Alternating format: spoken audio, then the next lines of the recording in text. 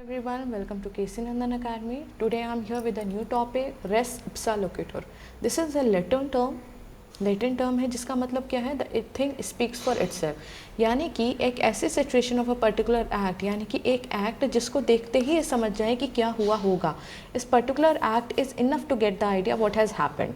It is the principle that the mere occurrence of some types of accident is sufficient to imply negligence. यानी कि ये देख के ही समझ में आ जाए कि क्या नेग्लिजेंस हुआ होगा. तो मैक्सिम क्या पॉइंट आउट करती है, एनी सर्कमस्टांशियल एविडेंस और an object which itself shows that the act has been committed. यानी कि प्रूफ की बात नहीं है, कुछ चीज़ें अपने आप ही समझ में आ जाती हैं, ऐसे सिचुएशंस में अराइज होता है. It shows if the defendant was not negligent. अब डिफेंडेंट कौन है? Defendant is the wrong doer. ठीक है, डिफेंडेंट है रॉन्ग डूअर, जिसने कोई एक्ट किया है जिसकी वजह से नुकसान हुआ है. तो डिफेंडेंट जो है was not negligent, the act would not happen.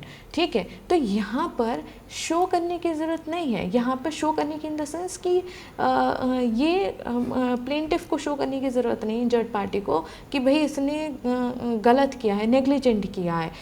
Act ऐसा है कि वो समझ में आ जाए कि भाई इसमें तो इस पर्टिकुलर पर्सन डिफेंडेंट की ही गलती है, अगर इसने ध्यान दिया होता तो ये तो होता ही नहीं. ठीक है, इसका मतलब क्या है, अब हम इसको समझते हैं. Applies in situation like the cause of accident was under the management और कंट्रोल ऑफ द डिफेंडेंट. भाई डिफेंडेंट से ही सब कुछ होना था, उसी के कंट्रोल में था, और जब उसने नहीं किया तब वो एक्सीडेंट, पर्टिकुलर जो एक्ट है वो हो गया. The accident is such as in the ordinary course of things and would not happen if those who have the management use the proper care. अगर डिफेंडेंट के पास उसका कंट्रोल है और अगर डिफेंडेंट ने प्रॉपर टेक केयर की होती, उसको मैनेज किया होता, तो वो पर्टिकुलर एक्सीडेंट जो है वो होता ही नहीं. तो यहाँ पर बर्डन ऑफ प्रूफ जो है इस मैगज़िम में, जब ये मैगज़िम यूज़ करी जाएगी तो burden of proof injured party के ऊपर नहीं है. ठीक है, उसे ये शो नहीं करना कि डिफेंडेंट की लीगल ड्यूटी बनती थी या उसको ध्यान. यहाँ पे बर्डन ऑफ प्रूफ शुरू से ही प्लेंटिफ्स की जगह डिफेंडेंट के ऊपर है. ठीक है, डिफेंडेंट के ऊपर है कि डिफेंडेंट ये शो करे कि भाई मेरे ऊपर जो एक्यूजेशंस आपने लगाए हैं, मेरे ऊपर जो आपने एलिगेशंस लगाए हैं, ये सही नहीं है. मैं इस तरीके में किसी भी तरीके से लाइबिलिटी मेरी अराइज नहीं होती है. तो असेंशियल क्या है, मतलब कब आप ये सोचेंगे कि रेस इप्सा लोक्यूटर जो कॉन्सेप्ट है वो अप्लाई किया जाए. कैसे? Presence of negligence. For the element of res ipsa loquitur to be made applicable in any case the accident should be such as which could not have been happened if the ordinary course of things have happened without negligence. ये presence of negligence का होना बहुत ज़रूरी है कि उससे समझ में आता है जो एक्ट हुआ है कि ये होता ही नहीं अगर उसका पर्टिकुलर ध्यान दिया जाता. ठीक है, तो अगर आपने सही से रख रखाव, देख रेख, कुछ चीज़ें मैनेज की होती, जो क्या कहते हैं आपके स्पेशल गाइडलाइंस होती हैं किसी चीज़ को करने की, अगर आपने उन सारे को फॉलो किया होता तो वो चीज़ होती ही नहीं. तो presence of negligence is very important to impose the legal liability on the defendant under res ipsa loquitur. ठीक है, उसके बाद जो सेकंड चीज़ है कि नेग्लिजेंस तो हुआ है, presence of negligence is there, लेकिन वो किसके द्वारा हुआ? डिफेंडेंट के द्वारा. ठीक है, और डिफेंडेंट का पूरा कंट्रोल था उसे सही करने में, सही तरीके से चीज़ों को करने में. The thing has cause the damage must be under direct control of the defendant. यानी कि जो डिफेंडेंट है उसी का कंट्रोल था उस चीज़ पे, और एज रिप्रेजेंटेटिव, अगर डिफेंडेंट ने अपना कोई रिप्रेजेंटेटिव छोड़ रखा है तो उसके कंट्रोल में. It is not always necessary that all the circumstances and defendant's control, but if the events leading up to the accident were under the control of others beside the defendant, then the mere happening of the accident is insufficient. यानी कि direct control होना चाहिए defendant या उसका representative का. अगर ऐसी चीज़ें हैं जहाँ पर सिर्फ डिफेंडेंट ही नहीं, अदर भी और लोग भी चीज़ें करने में उनके हाथ में कंट्रोल है, ऐसे सर्कमस्टांसेस है जहाँ पर सिर्फ क्या कहते हैं डिफेंडेंट का ही हाथ नहीं है, तो ऐसे में जो सिर्फ एक्सीडेंट का होना डिफेंडेंट को लायबल नहीं बना देता. ठीक है, freedom from the contributory negligence, the third essential for the contributory negligence हम नेक्स्ट क्लास में पढ़ेंगे। उसमें लिखा है the third essential for the principle is that plaintiff और any third party did not cause और contribute to the injury suffered by him. यानी कि डिफेंडेंट की बात कर रहे हैं तो डिफेंडेंट की ही बात करें, उसी का कंट्रोल है, उसी के नेग्लिजेंस की वजह से जो है वो एक्ट जो है इंजरी जो है इम्पोज हुई है इंजर्ड पार्टी को। अगर क्या कहते हैं अगर किसी और व्यक्ति कोई तीसरा बंदा ये डिफेंडेंट से अलग कोई इन्वॉल्व है, ठीक है। अब आप कहें कि डिफेंडेंट का मतलब ये है कि प्रॉपर कंट्रोल में होनी चाहिए जो व्यक्ति, अगर कोई और भी पार्टी इन्वॉल्व है, थर्ड पार्टी, तो ऐसे में अगर वो इन्वॉल्व होती है तो वहाँ पर जो है ये मैक्सिम जो है वो अप्लाई नहीं होती है। यहाँ पर वहीं अप्लाई होगी जहाँ पर डिफेंडेंट डायरेक्टली लाइबल है, डायरेक्टली उसके कंट्रोल में है चीज़ें, और उसने क्योंकि ध्यान नहीं करी इसलिए वो पर्टिकुलर एक्ट हुआ है, एक्सीडेंट हुआ है।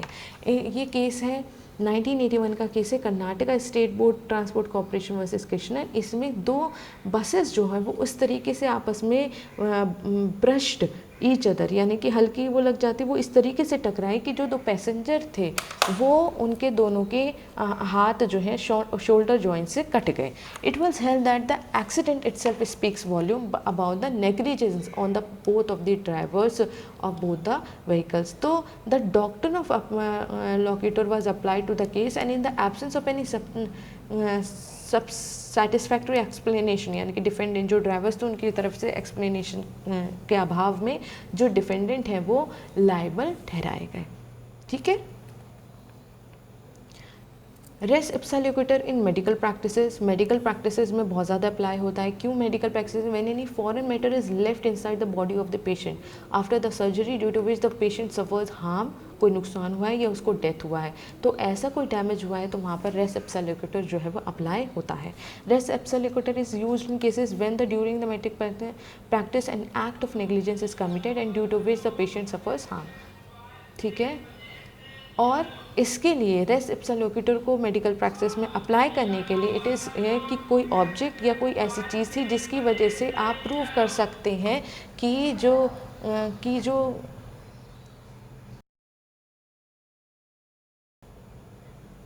नेग्लिजेंस है उस व्यक्ति के पार्ट पे, वह कोई ऐसा ऑब्जेक्ट जो ये शो करता हो या कोई एक्ट है जो ये प्रूव करता है कि नेग्लिजेंस जो है वो डायरेक्टली डिफेंडेंट की तरफ से किया गया है। ठीक है। यहाँ पे केस है Mrs Aparna Datta versus Apollo hospital enterprises 2000 का केस है। इसमें द कोर्ट प्लेंटिफ ने अपना यूट्रस निकलवाया और क्योंकि उसकी एक ओवरी में सिस्ट पाई गई। ड्यू टू द नेग्लिजेंस जो सर्जन था उसने जो परफॉर्म किया, जिसने सर्जरी करी, उसने एब्डोमिनल पैक जो है वो एब्डोमिन में छोड़ दिया, तो same was remove by the second surgery. अब वो जो सेकंड सर्जरी थी उससे करा गया, दूसरी सर्जरी की ज़रूरत नहीं होती अगर उसने वो छोड़ा नहीं होता। तो leaving foreign matter in the body during the operation was held to be the case of res ipsa loquitur, और उसको कंपनसेशन अमाउंट दिलाया गया प्लेंटिफ को।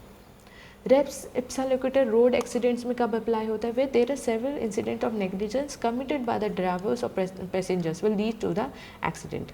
Res ipsa loquitur is only applied to the cases the injury that caused could only have been caused by the negligence। ऐसी injury जो सिर्फ negligence के द्वारा ही हो सकती है, ऐसी इंजरी के लिए ही आप रेस इप्सा लोकेटर जो है वो अप्लाई करते हैं। Can be applied if the defendant is solely responsible for the condition which cause the accident और the defendant is responsible for the negligence. देखिए डायरेक्ट, ये आप प्लीज़ समझिए कि रेस इप्सा लोकेटर कहाँ पे अप्लाई हो? जहाँ पे डिफेंडेंट का डायरेक्ट कंट्रोल है उस पर्टिकुलर चीज़ पर, उसी की नेग्लिजेंस की वजह से चीज़ें हुई है।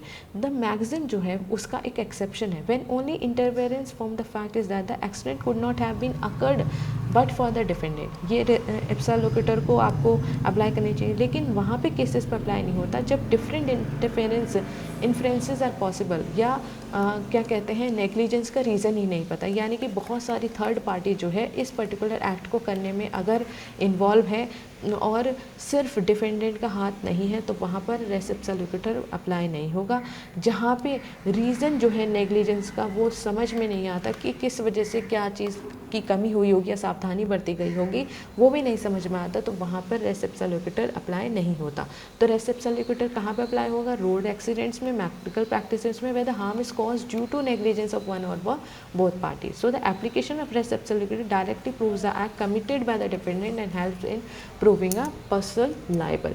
यानी कि दोनों पार्टीज़ के द्वारा नेग्लिजेंस या फिर एक व्यक्ति के द्वारा नेग्लिजेंस किया गया है। और ये ज़रूरी है कि ये मैगज़ीन कब अप्लाई होगी? जब डिफेंडेंट डायरेक्टली इन्वॉल्व है उस पर्टिकुलर नेग्लिजेंस के होने में।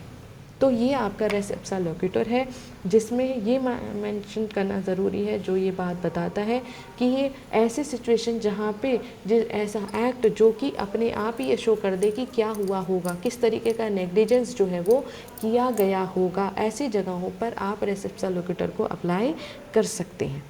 ठीक है, थैंक यू सो मच।